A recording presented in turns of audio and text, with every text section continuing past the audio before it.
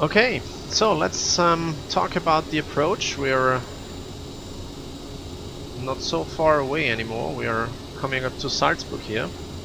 So let's bring up the arrival charts really quick. Okay, so we're gonna approach Napsa here. We should be at least at 11,000 feet, which is fine. We're gonna follow the Napsa route here, and then we have a wonderful arrival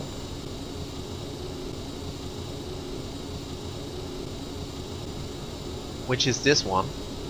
So basically we're gonna fly some kind of a transition here along on a profile, and at this point Delta Mike 459 or later actually we expect vectors onto the final,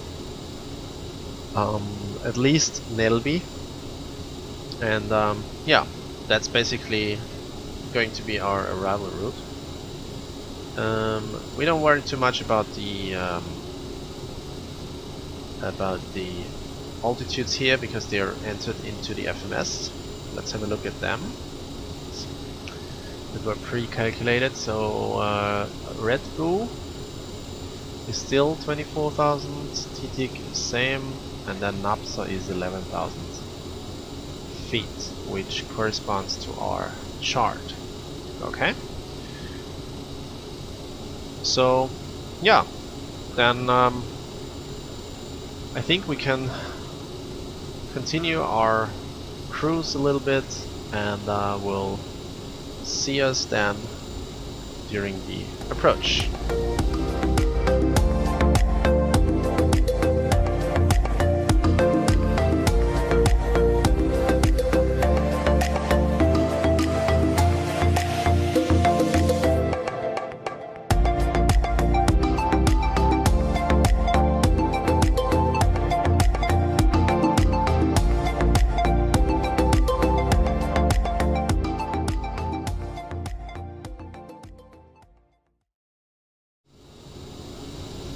Okay, so we can start our descent now into Napsa.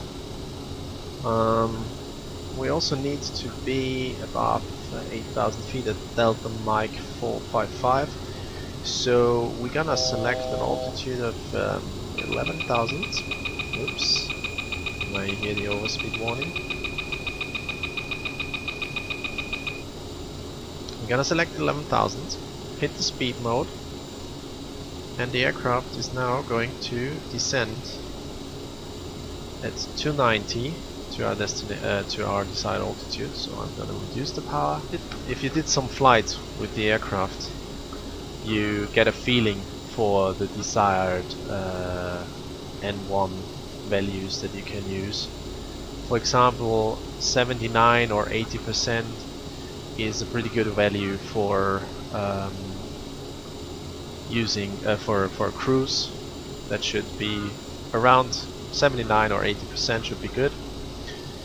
Of course, you can always also use the vertical speed mode if you feel that is more your thing. It works fine as well. But if you get used to the speed mode, it really makes some things a little bit easier. Okay, now we're getting 3,000 feet descent rate, which is a little bit too much, you see. So I'm gonna apply power, and the aircraft will now start to reduce the pitch, or will adjust the pitch depending on my power setting, and therefore I can more or less regulate the descent rate in this case with the throttle lever. So now we're descending, we're a little too fast, so I'm going to reduce the power, and then we should get a better descent rate. I have to admit I have to get used to that as well. Whoops, that's the wrong one. But it's really nice. It's a nice way of handling profile. It requires a lot of training, obviously, but after some time you should get comfortable with that, and should make some things easier. I mean, it's different to fly this aircraft, or also the Dash 8, compared to the Airbus, because so many things need a little bit more attention, and that's actually something that I really like. Ah, there we are. Munich is over there. Airport of Munich, and the city of Munich should be here. Perfect. Still good weather out here. Really nice.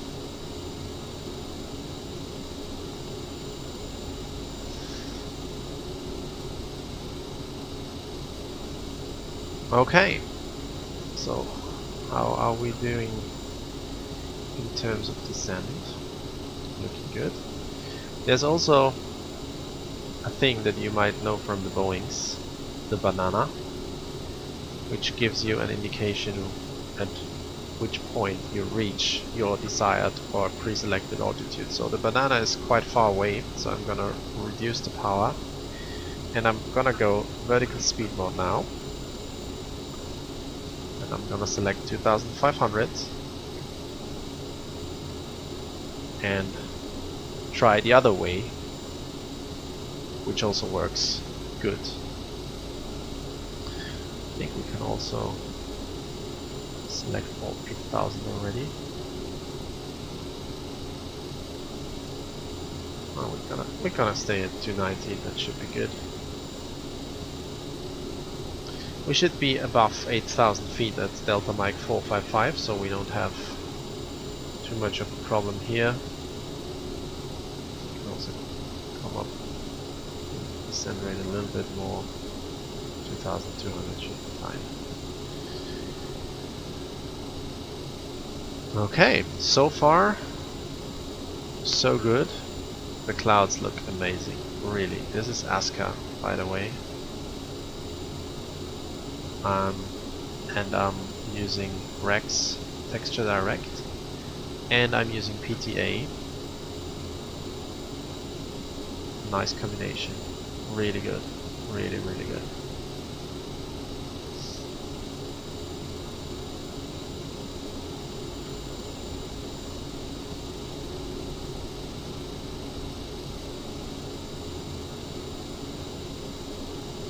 So one thing I don't like about this aircraft is the readability of the screens is not so good. The font is so hard to read, so I like to pop out those two screens because it makes it a little bit more readable. Yeah. I think we can disable weather radar, we won't need that. Okay, very good. Adjust the heading here. How are we doing on terms of altitude? Still pretty good. Ah yeah, that looks good. So after this waypoint, Delta Mike 458, 459, we'll make a left turn into the ILS, and then we're gonna approach Munich.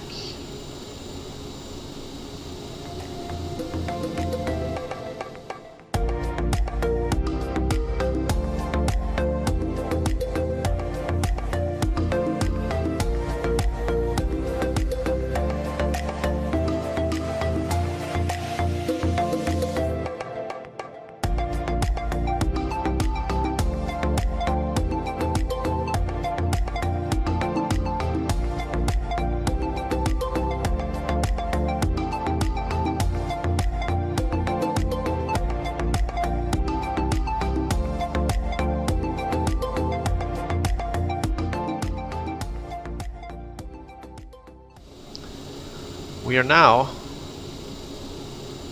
receiving vectors. Heading 330, we're gonna reduce the speed to 220, and we're gonna descend to 5000. Again, we're gonna go for vertical mode, 2000 feet. Should be good.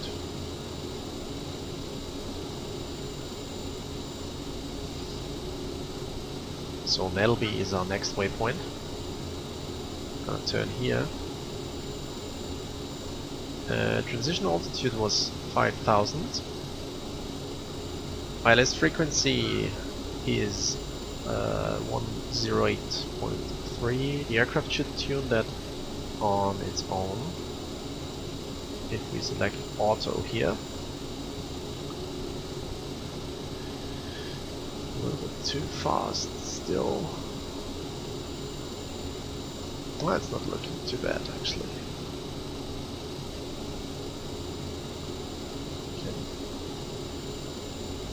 Reduce the descent rate a little bit here.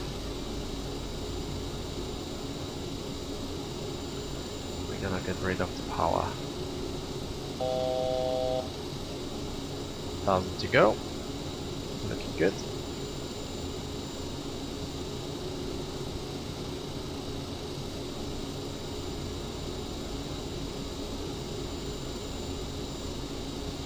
So we might already see the airport over there. Perfect. So we're gonna turn to Nelvi, which we are now going to insert as the next one.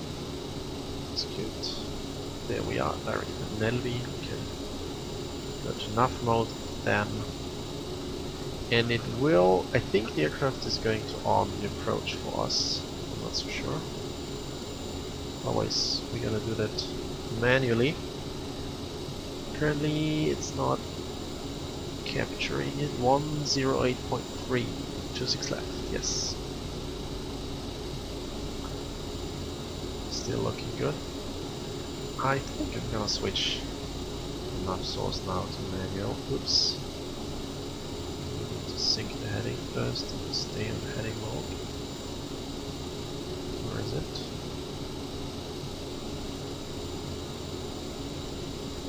And we're gonna enter 108.3, and the course speed going to be 261. Okay. Let's arm the approach, the nav mode. It's not capturing it. That didn't work so well. I lost the speed a little bit. So you see, I mean, I haven't done so many flights in this aircraft. It requires a lot more thinking, a lot more doing than usual. Obviously, we did not completely correctly capture vectors and stuff like that, but it's good. Speed restriction of 220 in Munich is also not so uncommon. Oh, of course I forgot the landing lights and the passengers. So let's see how this works. Nav mode is capturing the localizer now. Looking good. And we also gonna ask Dave to set our landing speeds. V2 go around 143, VT 190, VREP 134. Great. That's good. Glide slope is coming.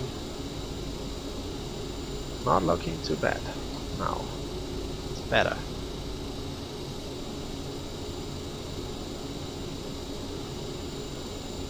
Okay, we can really reduce the power now. We're coming up on the glide slope. So we're gonna aim for, what was it? 140, 187. I'm gonna go for 180. Now, looks good. And there is the glide slope, so the approach button should arm glide slope mode. Apply the glide slope. Looking good. Flap speed. Flaps 1 is 2 230 until 218517 230. So we can go flaps 5 or flaps 8 actually.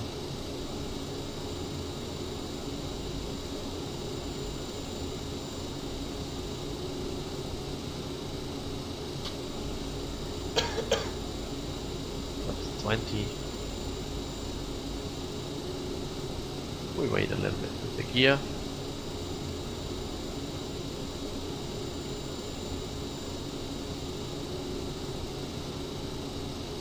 Looking good. And you know what, since this is so much fun, I'm gonna deactivate the autopilot. Do that manually, manual flying. So it's a little bit, yeah, it's like in the Dash 8 actually. You need to monitor speed, you need to do a lot of manual things. But it's fun to fly this aircraft. Okay, we're looking good. 36 speed or something. Looking good. Reduce the power a little bit more. We're gonna go gear down very soon. Actually, we can go gear down already. It's fine. And now need to trim a little bit more. The trim is very sensitive on my joystick. It's really need to get used to that. Flaps 30. And I don't even know if they really land with flaps 45 all the time, because actually flaps 30 is already pretty good. So what was it? 132, sorry. 32, that's our rep speed. Okay, doesn't look too bad. Still got a little bit too much on the power. Oh, we're gonna land flaps full here. 1000.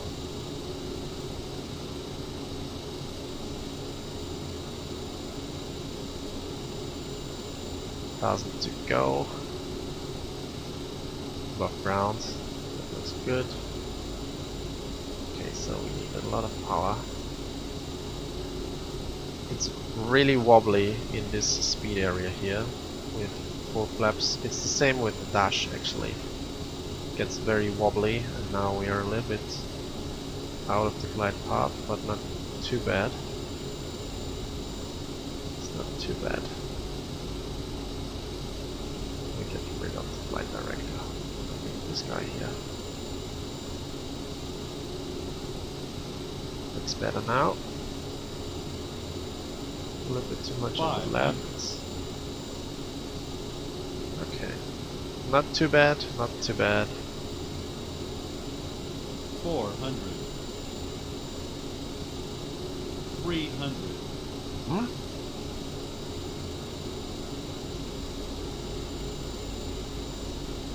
200. That's the minimum now. 100. 50, 40, 30, 20.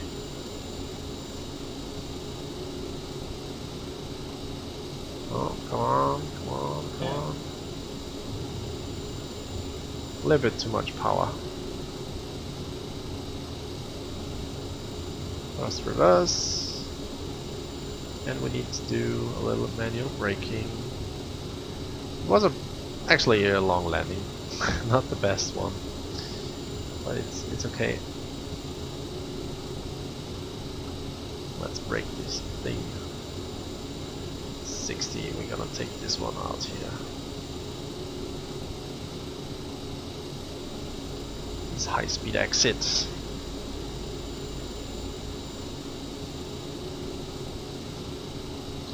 Okay, welcome to Munich. Interesting flight, not the best. probably. It was one of the first flights with this thing. But yeah. Okay, flaps up. What else have we got? Strobe, beacon. Can turn on the APU. Weather radar is off. Okay, that looks good. So, of course, I know that I, for example, forgot to turn on the thrust reversers. I forgot to on them. So there's still going to be a lot of work to do with this aircraft. It is a new aircraft. It is really totally different to others. So it requires some getting used to it, obviously.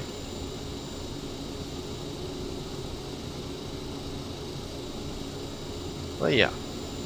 Okay, so we're coming up on Sierra 8. We're gonna take this one. Pretty long taxi times here in Munich.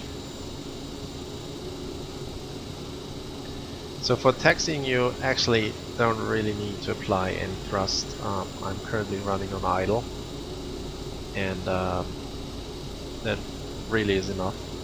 So you see we are speeding up even without power, so that's good. Okay, so we're gonna take the blue one here, Delta 3 blue. That looks good.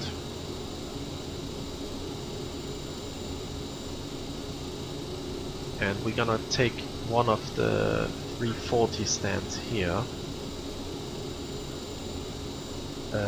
It's nose to the north. I'm not sure which one we can take. Or should we take the 26? Now, you know what? We take the 262 here.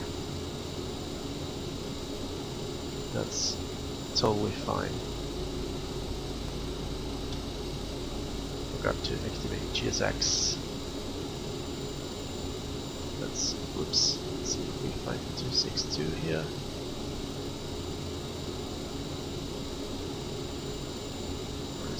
Here we are. No. Gonna do that with Lufthansa, yes. Okay. Looking good.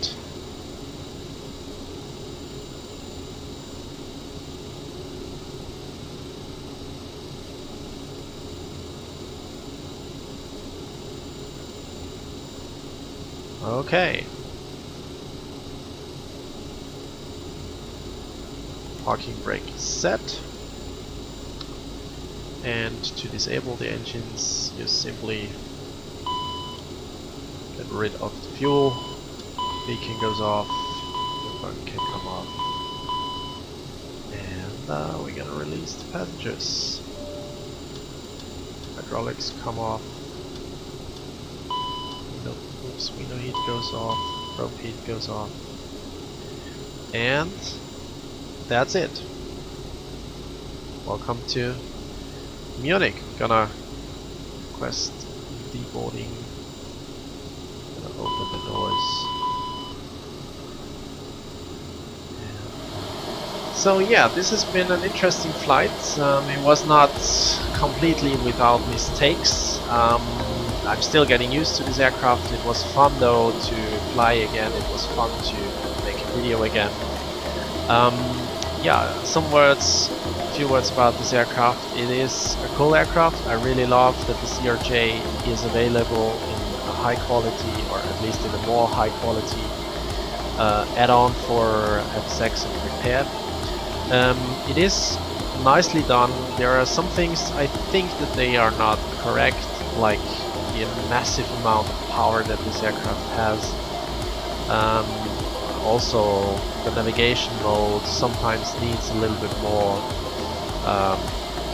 taking care. So maybe some bugs are still not fixed 100%, but all in all, it's a really cool add-on. It really makes a lot of fun.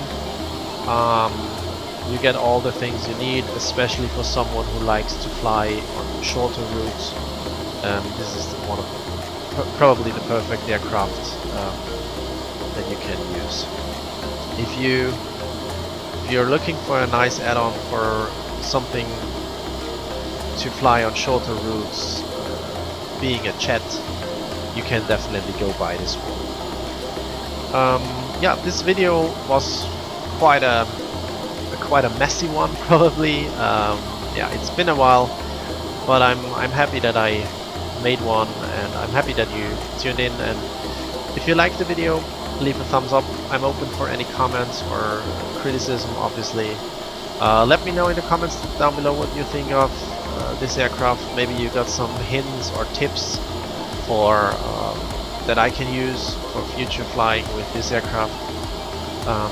Yeah, so from all of us here, I wish you a nice day, happy landings, and hope to see you soon. Bye bye.